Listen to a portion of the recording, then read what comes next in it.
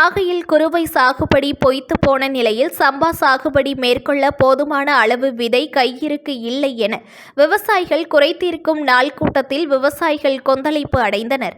நாகப்பட்டினம் மாவட்ட ஆட்சியர் அலுவலகத்தில் விவசாயிகள் குறைதீர்க்கும் நாள் கூட்டம் புதிய மாவட்ட ஆட்சியர் ஆகாஷ் தலைமையில் நடைபெற்றது. இந்த கூட்டத்தில் நாகை, திருமருகல், கீழ்வேளூர், தலைஞாயிறு, வேதாரண்யம் உள்ளிட்ட பகுதிகளைச் சேர்ந்த ஏராளமான விவசாயிகள் மற்றும் விவசாய சங்கங்கள் கலந்து கொண்டு தங்களுடைய கோரிக்கைகளை தெரிவித்தனர்.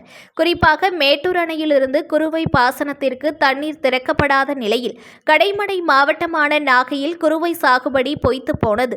இந்த நிலையில் இன்று கல்லணையில் இருந்து சம்பா சாகுபடி மேற்கொள்வதற்காக தண்ணீர் திறக்கப்பட்டுள்ளது. இதனை நம்பி விவசாயிகள் தற்போது உழவு பணியை தொடங்கியுள்ளனர்.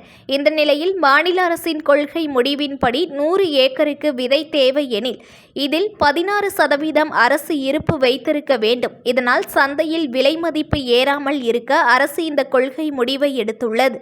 இந்த நிலையில் நாகப்பட்டினம் மாவட்டத்தில் 1200 டன் விதை தேவை உள்ள நிலையில் வேளாண்மை துறை சார்பில் 400 டன் மட்டுமே விதை இருப்பு வைத்துள்ளதாக விவசாயிகள் வேளாண்மை துறை அதிகாரிகள் மீது குற்றச்சாட்டு விரைந்து நடவடிக்கை எடுக்க கோரிக்கை விடுத்துள்ளனர். நியூஸ் ஒன் தமிழை லைக் பண்ணுங்க, கமெண்ட் பண்ணுங்க, ஷேர் பண்ணுங்க, மறக்காம சப்ஸ்கிரைப் பண்ணுங்க.